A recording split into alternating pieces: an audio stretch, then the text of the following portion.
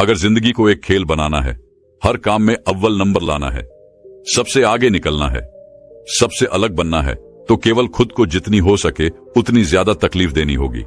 खुद को तकलीफ दोगे तभी मन तुम्हारे वश में आएगा। लेकिन मन को वश में करने का एक आसान उपाय भी है। वह उपाय कौन सा है, वही हम आज के इस वीडियो में एक रहस्यमय कहानी के माध्यम से जानेंगे। तो चलिए शुरुआत करते हैं। दुकानदार नरेंद्र और चोर निशांत की कहानी। भारत के एक हलचल भरे बाजार वाले शहर में नरेंद्र नाम का एक दुकानदार रहता था। वह एक छोटी सी किराने की दुकान चलाता था, जो अपनी विविध प्रकार की वस्तुओं, उत्कृष्ट सेवा और उचित कीमतों के लिए जानी जाती थी। नरेंद्र एक हंसमुख और मेहनती व्यक्ति थे, जो दयालुता और आत्मनियंत्रण की शक्ति में विश्वास करते थे। शहर के दूसरी ओर निशांत नाम का एक कुख्यात चोर छिपा हुआ था। निशांत अपने चालाक तरीकों और सबसे सतर्क दुकानदारों को भी मात देने की क्षमता के लिए जाना जाता था। उसने आवश्यकता के कारण नहीं, बल्कि लालच और रोमांच के कारण चोरी की। एक दुर्भाग्यपूर्ण दिन निशांत ने नरेंद्र की दुकान को दूर से देखा और फैसला किया कि यह उसका अगला लक्ष्य होगा। उसने रात होने तक इंतजार किया और चुपचाप दुकान की ओर चला गया। लेकिन उन्हें आश्चर्य हुआ। जैसे ही वह दुकान के पास पहुंचे, उन्होंने नरेंद्र को बाहर बैठे ध्यान में डूबे हुए देखा। निशांत को अपनी आंखों पर विश्वास नहीं हो रहा था। हाई अलर्ट पर रहने या अपनी दुकान की रखवाली करने के बजाय नरेंद्र शांति से ध्यान कर रहे थे। उत्सुक होकर निशांत ने उसे दूर से देखने का फैसला किया। जैसे ही निशांत ने देखा, उसने देखा कि नरेंद्र का चेहरा कैसे नरम हो गया, उसकी सांसें कैसे धीमी हो गईं और उसे शांति का एहसास हुआ। ऐसा लग रहा था मानो दिन भर की सारी चिंताएं और तनाव दूर हो रहे थे और पीछे एक शांत और एकाग्र मन रह गया था। निशांत को बेचैनी महसूस हुई। उसे एहसास हुआ कि हालांकि उसने भौतिक संपत्ति चुराने की कला में महारत हासिल कर ली थी, लेकिन उसने आंतरिक शांति और आत्मनियंत्रण चुराने के विचार पर कभी दोबारा विचार नहीं किया। वह हमेशा अपनी इच्छाओं और आवेगों से प्रेरित होता था और कभी भी अपने कार्यों के परिणामों के बारे में सोचना बंद नहीं करता था। जैसे ही रात हुई, नरेंद्र ने अपनी आंखें खोलीं और निशांत को छाया में खड़ा देखा। डर या गुस्से से प्रतिक्रिया करने के बजाय वह बस मुस्कुराया और निशांत को करीब आने का इशारा किया। निशांत पहले तो झिझका, लेकिन नरेंद्र के शांत स्वभाव की किसी बात ने उसे अपनी ओर खींच लिया। जिज्ञासा और शर्म का मिश्रण महसूस करते हुए उसने रोशनी की ओर कदम बढ़ाया। नरेंद्र ने बोलना शुरू किया। उनकी आवाज नरम लेकिन दृढ़ थी। उन्होंने आत्मनियंत्रण की शक्ति, खुद को इच्छाओं और प्रलोभनों से अलग करने, सच्ची सफलता भौतिक धन में नहीं बल्कि आंतरिक शांति और संतुष्टि में खोजने की बात की। निशांत ने ध्यान से सुना। उसका दिल पछतावे से भारी हो गया। उन्होंने नरेंद्र में उस व्यक्ति का प्रतिबिंब देखा जो वो हो सकते थे यदि उन्होंने जीवन में एक अलग रास्ता चुना होता। भोर में नरेंद्र ने निशांत को सादा भोजन और आराम करने की जगह दी। निशांत झिझक रहा था। उसे यकीन नहीं हो रहा था कि उसने जो किया है उसके बाद भी वह ऐसी दयालुता का हकदार है या नहीं। लेकिन नरेंद्र ने जोर देकर कहा कि हर कोई एक दूसरे मौके का हकदार है, बेहतरी के लिए बदलाव का मौका। इसके बाद के दिनों में निशांत नरेंद्र के साथ रहे और उनसे आत्मनियंत्रण और सचेतनता के तरीके सीखे। उन्होंने ध्यान का अभ्यास किया, अनुशासन विकसित किया और धीरे धीरे अपने भीतर एक परिवर्तन महसूस किया। महीने बीत गए और एक दिन निशांत ने एक चौंकाने वाली घोषणा की। उसने खुद को अधिकारियों के सामने आत्मसमर्पण करने और अपने पिछले अपराधों के लिए प्रायश्चित करने का फैसला किया था। वह जानता था कि प्रायश्चित का मार्ग लंबा और कठिन होगा, लेकिन वह साहस और विनम्रता के साथ उस पर चलने के लिए दृढ़ था। नरेंद्र ने निशांत को देखकर गर्व से मुस्कुराया। उसमें उद्देश्य और संकल्प की एक नई भावना देखी। वह जानता था कि उनके रास्ते किसी कारण से एक दूसरे से मिले थे, कि उनकी मुलाकात परिवर्तन और विकास के लिए उत्प्रेरक थी। और इसलिए जैसे ही निशांत ने आत्म खोज और मुक्ति की अपनी यात्रा शुरू की, वह अपने साथ आत्मनियंत्रण और मन को विशहरण करने का पाठ भी ले गया जो नरेंद्र ने उसे सिखाया था। वह जानते थे कि सच्ची सफलता भौतिक संपदा के संचय में नहीं, बल्कि आत्मा की समृद्धि और आत्मा की ताकत में निहित है। और अंत में यह सिर्फ निशांत ही नहीं था जो उनके मुठभेड़ से बदल गया था। नरेंद्र को भी तृप्ति की गहरी अनुभूति हुई, यह जानकर कि उन्होंने एक खोई हुई आत्मा को प्रकाश में वापस लाने में मदद की है। दुकानदार नरेंद्र और चोर निशांत की कहानी शहर में एक किंवदंती बन गई। मुक्ति, क्षमा और आत्मनियंत्रण की परिवर्तनकारी शक्ति की कहानी। और जिन लोगों ने इसे सुना, उन्हें याद दिलाया गया कि चाहे कोई कितनी भी दूर क्यों न भटक गया हो, वापस लौटने, मन को विस्मुक्त करने और हृदय की शुद्धता में सफलता पाने का मौका हमेशा मिलता है। कहानी की नीति सफलता की राह पर आत्मनियंत्रण और अपने दिमाग को विस्मुक्त करना आवश्यक गुण है। भौतिक संपदा अस्थायी संतुष्टि ला सकती है, लेकिन सच्ची संतुष्टि आंतरिक शांति, अनुशासन और स्पष्ट विवेक से आती है। इससे कोई फर्क नहीं पड़ता कि आप कितनी दूर भटक गए हैं। नए सिरे से शुरुआत करने, मुक्ति पाने और आत्म सुधार की परिवर्तनकारी शक्ति को अपनाने में कभी देर नहीं होती है। वहीं अब अगली शानदार रोचक कहानी की शुरुआत कुछ इस प्रकार होती है। एक पारंपरिक भारतीय गुरुकुल के शांत वातावरण में दो युवा छात्र नीलकंठ और दामोदर बुद्धिमान गुरु स्वामी रामानंद द्वारा निर्देशित अपनी आध्यात्मिक यात्रा पर निकले। हरी भरी हरियाली और वैदिक भजनों के बीच लड़कों ने खुद को प्राचीन धर्म ग्रंथों की शिक्षाओं में पूरी लगन से डुबो दिया, जो आत्मनियंत्रण की कला में महारत हासिल करने और सफलता के लिए अपने दिमाग को विषमुक्त करने के लिए समर्पित थे। नीलकंठ एक उज्जवल और जिज्ञासु आत्मा थे, जो अपनी त्वरित बुद्धि और ज्ञान की अतृप्त प्यास के लिए जाने जाते थे। दूसरी ओर दामोदर का स्वभाव शांत और दृढ़ निश्चय था। अपने विपरीत व्यक्तित्वों के बावजूद दोनों छात्रों ने एक गहरा बंधन और एक सामान्य लक्ष्य साझा किया, अपने गुरु की शिक्षाओं के माध्यम से आध्यात्मिक ज्ञान प्राप्त करना। गहन ज्ञान वाले आर्षि स्वामी रामानंद ने नीलकंठ और दामोदर दोनों के भीतर की क्षमता को पहचाना। उन्होंने समझा कि सफलता और आत्मज्ञान की राह पर आत्मनियंत्रण और मानसिक विशरण महत्वपूर्ण घटक थे। गुरु ने छात्रों को अपने भीतर के राक्षसों का सामना करने और अपनी इच्छाओं और भय पर काबू पाने की चुनौती देते हुए अमूल्य शिक्षाएं प्रदान करना शुरू किया। आवेगी प्रवृत्ति से जूझने वाले नीलकंठ को अपने मन पर नियंत्रण रखना चुनौतीपूर्ण लगता था। गुरु ने उन्हें नियमित रूप से माइंडफुलनेस और ध्यान का अभ्यास करने की सलाह दी और उन्हें बिना किसी निर्णय के अपने विचारों का निरीक्षण करने के लिए प्रोत्साहित किया। दृढ़ता और समर्पण के साथ नीलकंठ ने धीरे धीरे अपने भटकते दिमाग पर नियंत्रण हासिल कर लिया और अपनी ऊर्जा को रचनात्मक कार्यों की ओर लगाना सीख लिया। दूसरी ओर दामोदर को एक अलग चुनौती का सामना करना पड़ा। अपने शांत स्वभाव के बावजूद वह आत्मसंदेह और नकारात्मक मान्यताओं से जूझते रहे, जो उनकी प्रगति में बाधक थे। स्वामी रामानंद ने उन्हें आत्मपुष्टि और सकारात्मक दृश्यता का अभ्यास सिखाया, जिससे उन्हें अपनी सीमित मान्यताओं को सशक्त बनाने वाली मान्यताओं से बदलने का मार्गदर्शन मिला। लगातार अभ्यास के माध्यम से दामोदर ने लचीलेपन और आशावाद की मानसिकता विकसित करते हुए अपने दिमाग को फिर से व्यवस्थित करना शुरू कर दिया। जैसे जैसे महीने साल में बदलते गए, नीलकंठ और दामोदर अपने गुरु के मार्गदर्शन में बदल गए। उनके दिमाग स्पष्ट और केंद्रित हो गए, विकर्षणों और नकारात्मकता से बेदाग। उन्होंने आंतरिक शांति और शक्ति की आभा बिखेरते हुए आत्मनियंत्रण और मानसिक विषहरण का सार अपनाया। एक दिन एक पूज्य संत छात्रों को अपना आशीर्वाद देने के लिए गुरुकुल में आए। नीलकंठ और दामोदर को देखकर वह उनकी शांति और ज्ञान की आभा से प्रभावित हुए। वह लड़कों के पास गया और उनसे उनके परिवर्तन के रहस्य के बारे में पूछा। नीलकंठ ने आंखों में चमक के साथ उत्तर दिया, आत्मनियंत्रण और मानसिक विषहरण केवल अभ्यास नहीं, बल्कि जीवन जीने का एक तरीका है। अपने मन पर विजय प्राप्त करके हमने सफलता और आंतरिक शांति की कुंजी खोल ली है। दामोदर ने कहा, यह हमारे विचारों और भावनाओं की शुद्धि के माध्यम से है कि हम अपने जीवन में महानता प्रकट करने का मार्ग प्रशस्त करते हैं। युवा छात्रों के गहन ज्ञान से प्रभावित होकर संत ने सहमति में सिर हिलाया। उन्होंने उन्हें आशीर्वाद दिया, ये जानते हुए कि वे महानता के लिए किस्मत में हैं और अनगिनत आत्माओं को उनकी आध्यात्मिक यात्रा के लिए प्रेरित करेंगे। जैसे ही नीलकंठ और दामोदर ने आत्मज्ञान की ओर अपना मार्ग जारी रखा, वे अपने साथ आत्मनियंत्रण और मानसिक विषहरण के अमूल्य सबक भी ले गए। उनकी यात्रा उन सभी के लिए आशा की किरण के रूप में काम करती है, जो सफलता और परिवर्तन चाहते हैं उन्हें याद दिलाते हैं कि सच्ची महारत मन की सीमा के भीतर शुरू होती है।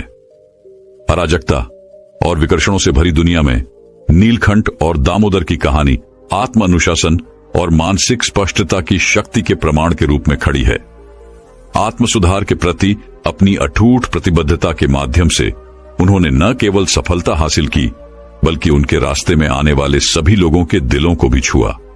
और इसलिए गुरुकुल के 2 छात्रों नीलकंठ और दामोदर की विरासत समय के इतिहास में गूंजती रही, जिससे पीढ़ियों को अपनी पूरी क्षमता को अनलॉक करने और अपने सपनों को साकार करने की कुंजी के रूप में आत्मनियंत्रण और मानसिक विषहरण को अपनाने के लिए प्रेरित किया गया।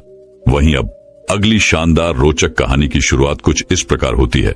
राजा रवि और रानी इंदिरा की कहानी। आत्मनियंत्रण में महारत हासिल करना। अरावली की भूमि में रवि नाम का एक बुद्धिमान और महान राजा और उनकी समान रूप से बुद्धिमान और दयालु रानी इंदिरा रहते थे। अरावली राज्य अपनी समृद्धि, सद्भाव और सुंदरता के लिए दूर दूर तक जाना जाता था, जिसका श्रेय राजा रवि और रानी इंदिरा के अनुकरणीय नेतृत्व को जाता था। हालांकि जो चीज उन्हें वास्तव में अलग करती थी वह थी आत्मनियंत्रण के प्रति उनकी अटूट प्रतिबद्धता और सफलता के लिए मन को विस्मुक्त करने की कला। राजा रवि सबसे चुनौतीपूर्ण परिस्थितियों का सामना करने में भी अपने आत्म अनुशासन और संयमित आचरण के लिए प्रसिद्ध थे। उनका दृढ़ विश्वास था कि अपने विचारों और भावनाओं को नियंत्रित करने की क्षमता महानता प्राप्त करने की कुंजी है। दूसरी ओर रानी इंदिरा अपने सहानुभूतिपूर्ण स्वभाव और गहन ज्ञान के लिए जानी जाती थी। साथ में वे एक दुर्जेय टीम थे जो अपनी प्रजा को जीवन के हर पहलू में उत्कृष्टता के लिए प्रयास करने के लिए प्रेरित करते थे। एक दिन एक पड़ोसी राज्य ने अपने धन को जीतने और अपने क्षेत्र का विस्तार करने के लिए अरावली पर युद्ध की घोषणा की। राजा रवि और रानी इंदिरा जानते थे कि उन्हें अपने राज्य की रक्षा के लिए तेजी से और निर्णायक रूप से कार्य करना होगा। हालांकि खतरे पर आवेगपूर्ण प्रतिक्रिया करने के बजाय उन्होंने एक रणनीतिक योजना तैयार करने के लिए आत्मनियंत्रण और मन की स्पष्टता की शक्ति को नियोजित करने का निर्णय लिया। वे अपने ध्यान कक्ष में चले गए, जहां उन्होंने गहरी सांस लेने के व्यायाम का अभ्यास किया और अपने मन को हाथ में लिए गए कार्य पर केंद्रित किया। सचेतनता और आत्मनिरीक्षण के माध्यम से वे भय और अनिश्चितता के शोर को शांत करने में सक्षम थे, जिसने उनके निर्णय को खतरे में डाल दिया था। ऐसा करने पर उन्होंने आंतरिक शक्ति और ज्ञान के भंडार को खोल दिया, जिसने उन्हें एक शानदार रक्षा रणनीति तैयार करने के लिए निर्देशित किया। जैसे ही दुश्मन सेना करीब आई, राजा रवि और रानी इंदिरा अपनी सेना में सबसे आगे खड़े हो गए, शांति और आत्मविश्वास की भावना दिखाते हुए, जिसने उनके सैनिकों को वीरता और दृढ़ संकल्प के साथ लड़ने के लिए प्रेरित किया। युद्ध की भीषणता के बावजूद वे अपने संकल्प पर दृढ़ रहे, कभी क्रोध या निराशा के आगे नहीं झुके। उनका अटूट आत्मनियंत्रण और मानसिक दृढ़ता अरावली की जीत सुनिश्चित करने में निर्णायक साबित हुई। युद्ध के बाद जब राज्य ने अपनी जीत का जश्न मनाया, राजा रवि और रानी इंदिरा ने अपनी प्रजा को इकट्ठा किया और जो अमूल्य सबक उन्होंने सीखा था उसे साझा किया। सफलता के लिए आत्मनियंत्रण में महारत हासिल करने और दिमाग को विषमुक्त करने का महत्व। उन्होंने समझाया कि सच्ची महानता बाहरी विजय से नहीं, बल्कि किसी के आंतरिक स्व पर प्रभुत्व से उत्पन्न होती है। अरावली के लोगों ने ध्यान से सुना। उन्हें एहसास हुआ कि आत्मनियंत्रण उनकी पूरी क्षमता को उजागर करने और अपने सपनों को प्राप्त करने की कुंजी है। अपने प्रिय राजा और रानी द्वारा स्थापित उदाहरण से प्रेरित होकर वे एक उज्जवल भविष्य का मार्ग प्रशस्त करने के लिए अपने मन और हृदय को शुद्ध करते हुए आत्मखोज और परिवर्तन की यात्रा पर निकल पड़े। और इसलिए राजा रवि और रानी इंदिरा की विरासत आने वाली पीढ़ियों तक कायम रही, जिसने उनकी कहानी सुनने वाले सभी को याद दिलाया कि सच्ची शक्ति तलवार में नहीं, बल्कि किसी के अपने विचारों और भावनाओं पर कब्जा करने में निहित है। अरावली राज्य में आत्मनियंत्रण और मानसिक विषहरण की खोज सफलता की आधारशिला बन गई, जिससे आने वाले वर्षों में लोगों को समृद्धि और सद्भाव की ओर मार्गदर्शन मिला। कहानी का सार। सच्ची सफलता का मार्ग आत्मनियंत्रण में महारत हासिल करने और मन को नकारात्मक प्रभावों से मुक्त करने में निहित है। आंतरिक शक्ति और स्पष्टता विकसित करके कोई भी व्यक्ति किसी भी बाधा को पार कर सकता है और जीवन के सभी पहलुओं में महानता हासिल कर सकता है। वहीं अब अगली शानदार रोचक कहानी की शुरुआत कुछ इस प्रकार होती है। रामू, श्यामू और निशा की कहानी। सफलता के लिए आत्मनियंत्रण और अपने दिमाग को डिटॉक्स करें। भारत के एक छोटे से गांव में रामू, श्यामू और निशा नाम के 3 दोस्त रहते थे। रामू अपनी बुद्धिमत्ता और बुद्धि के लिए, श्यामू अपनी ताकत और दृढ़ संकल्प के लिए और निशा अपनी दयालुता और रचनात्मकता के लिए जाने जाते थे। अपने अलग अलग गुणों के बावजूद तीनों का एक ही लक्ष्य था, अपने जीवन में सफलता प्राप्त करना। एक दिन जब वे एक बरगद के पेड़ के नीचे आराम कर रहे थे, अपने सपनों और आकांक्षाओं पर चर्चा कर रहे थे, एक बुद्धिमान वृद्ध आर्षि उनके पास आए। उन्होंने तीनों दोस्तों की ओर देखा और कहा, सफलता प्राप्त करने के लिए आपको पहले आत्मनियंत्रण की कला सीखनी होगी और अपने दिमाग को नकारात्मकता से मुक्त करना होगा। उनके शब्दों से प्रभावित होकर रामू, श्यामू और निशा ने उनका मार्गदर्शन लेने का फैसला किया। आर्षि उन्हें एक शांत जंगल में ले गए, जहां उन्होंने आत्मनियंत्रण के महत्व और सफलता की दिशा में किसी की यात्रा पर नकारात्मक विचारों के प्रभाव के बारे में समझाया। फिर उन्होंने उनमें से प्रत्येक को उनकी आत्मनियंत्रण क्षमताओं का परीक्षण करने के लिए एक अनूठा कार्य दिया। रामू को 1 महीने तक गपशप और नकारात्मक बातों में लिप्त रहने के प्रलोभन से बचने का काम सौंपा गया था। श्यामू को चुनौती दी गई कि चाहे परिस्थिति कैसी भी हो, उसे क्रोधित होने या अपना आपा खोने से बचना चाहिए। निशा को भौतिक इच्छाओं से खुद को अलग करते हुए हर दिन सचेतनता और कृतज्ञता का अभ्यास करने का काम दिया गया था। जैसे जैसे दिन बीतते गए, रामू के लिए गपशप करने की अपनी इच्छा को नियंत्रित करना कठिन होता गया, खासकर जब उसने दूसरों के बारे में दिलचस्प अफवाहें सुनी। चुनौतीपूर्ण परिस्थितियों का सामना करने पर श्यामू को खुद को शांत रखने के लिए संघर्ष करना पड़ा, जिसने उसके धैर्य की परीक्षा ली। निशा के लिए खुद को भौतिक संपत्ति और इच्छाओं से अलग करना कठिन था, क्योंकि वे उसकी पहचान का एक महत्वपूर्ण हिस्सा थे। चुनौतियों के बावजूद तीनों दोस्तों ने आत्मनियंत्रण और अपने दिमाग को डिटॉक्स करने की यात्रा में एक दूसरे का समर्थन किया।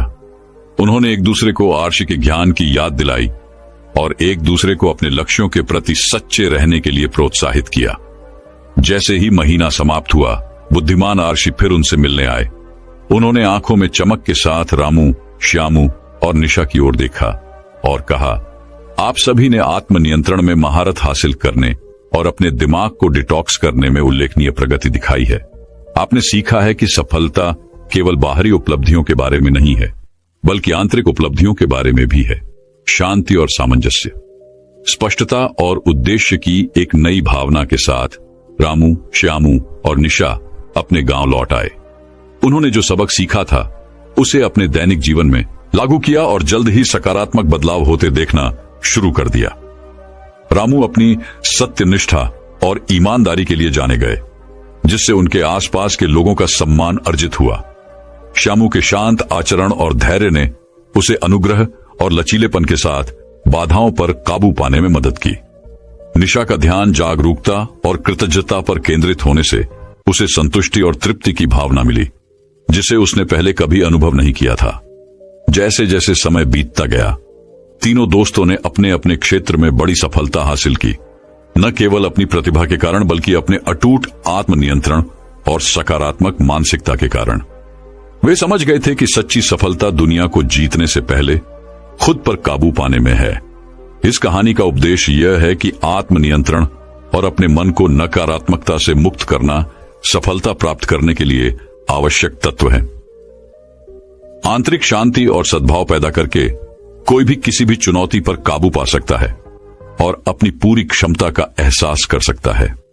रामू, श्यामू और निशा की तरह हम भी अपने विचारों और भावनाओं पर नियंत्रण करके सफलता की ओर यात्रा शुरू कर सकते हैं, जिससे हम पूर्णता और प्रचुरता का जीवन जी सकते हैं।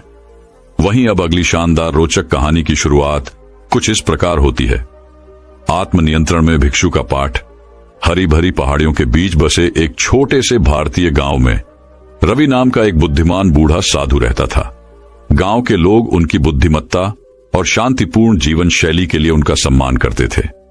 रवि आत्मनियंत्रण और सफलता के लिए मन को विषमुक्त करने की शक्ति पर अपनी शिक्षाओं के लिए दूर दूर तक जाने जाते थे।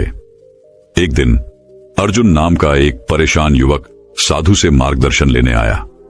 अर्जुन महत्वाकांक्षी और प्रेरित था, लेकिन वह खुद को लगातार नकारात्मक विचारों और व्याकुलताओं से ग्रस्त पाता था।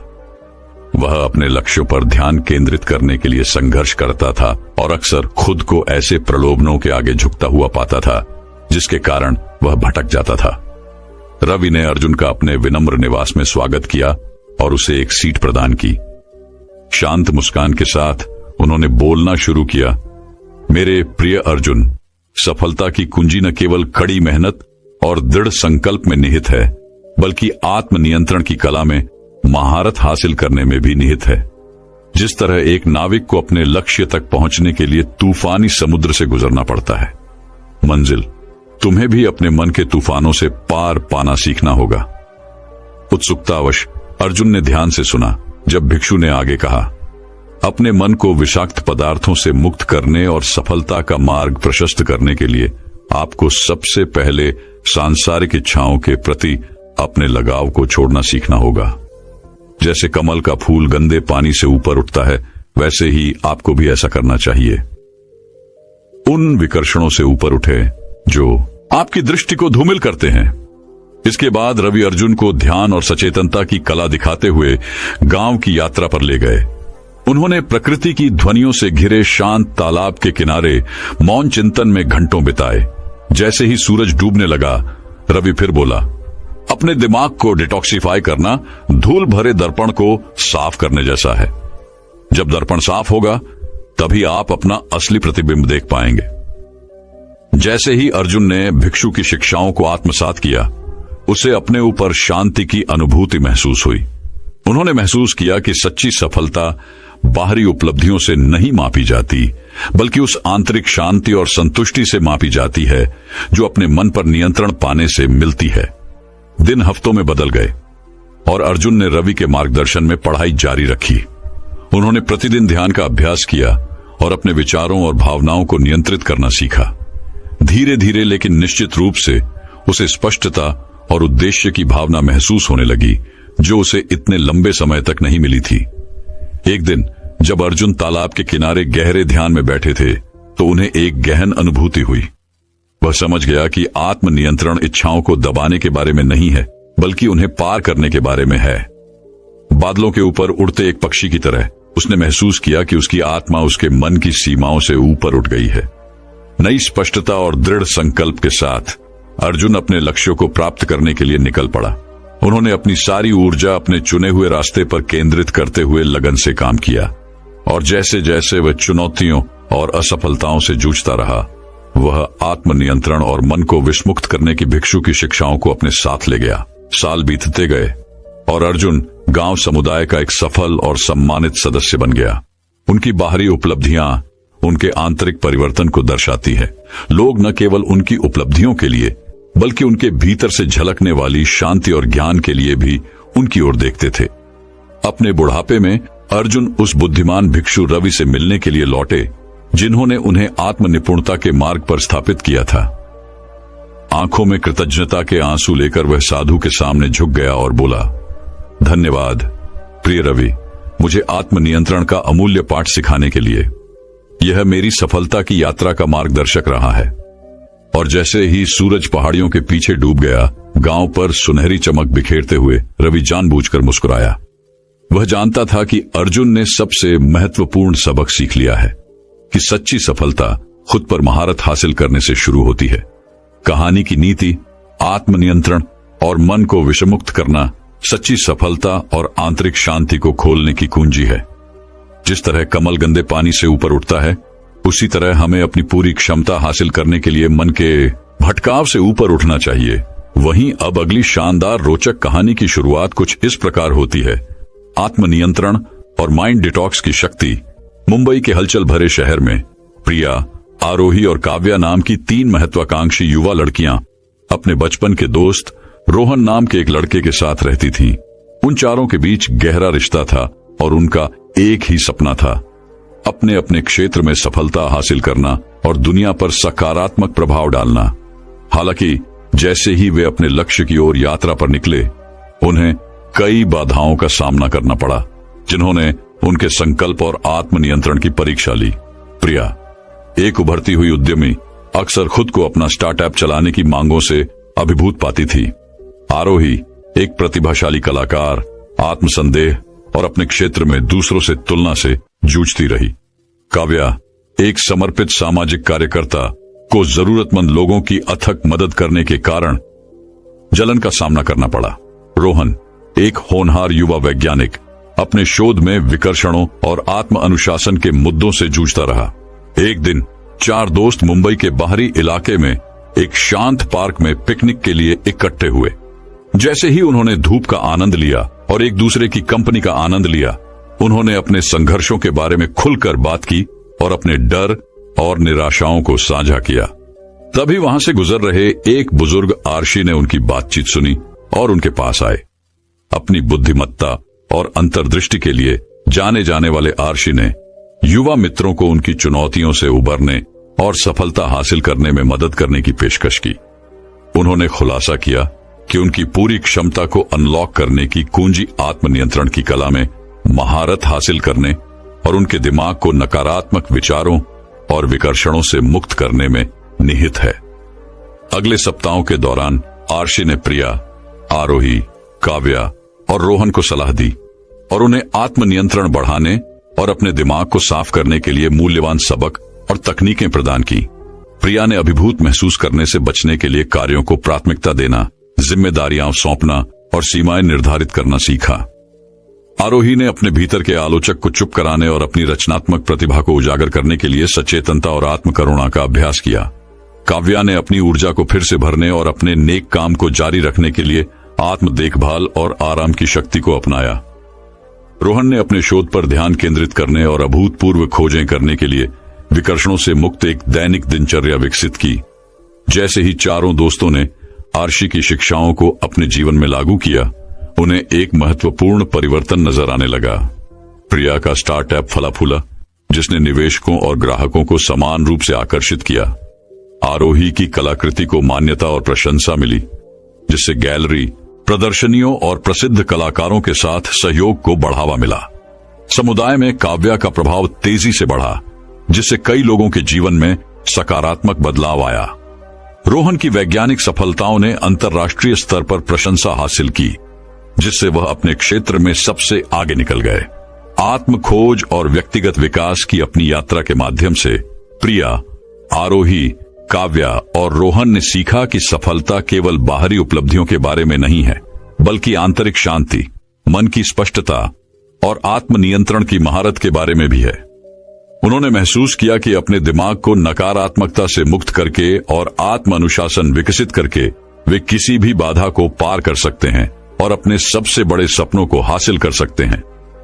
अंत में चारों दोस्त एक साथ खड़े हुए, पहले से कहीं अधिक मजबूत और बुद्धिमान, सफलता की ओर अपनी साझा यात्रा में एकजुट हुए।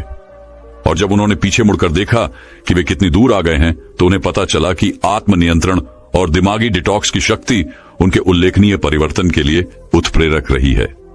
कहानी का सार: सफलता केवल बाहरी लक्ष्यों को प्राप्त करने के बारे में नहीं है, बल्कि अपने दिमाग पर काबू पाने, आत्मनियंत्रण का अभ्यास करने और आंतरिक शांति पैदा करने के बारे में भी है। जब आप अपने दिमाग को नकारात्मक विचारों और विकर्षणों से मुक्त करते हैं, तो आप अपनी पूरी क्षमता का उपयोग करते हैं और असाधारण सफलता का मार्ग प्रशस्त करते हैं। दोस्तों, मैं उम्मीद करता हूं कि यह कहानी सुनने से आपके जीवन में अच्छे बदलाव आए होंगे। आपको इस वीडियो से क्या सीखने मिला, ये कमेंट करके जरूर बताएं और अपने परिवार, दोस्तों या आपके करीबी इंसान के साथ ये कहानी शेयर करके उन्हें भी इस ज्ञान से परिचित करवाएं। बाकी अगर आपको ये वीडियो दिल से अच्छी लगी हो, तभी इस वीडियो को लाइक कर देना, और आपने अब तक इस चैनल को सब्सक्राइब न किया हो तो चैनल को सब्सक्राइब भी जरूर कर देना। आपका हर दिन शुभ हो और खुशियों से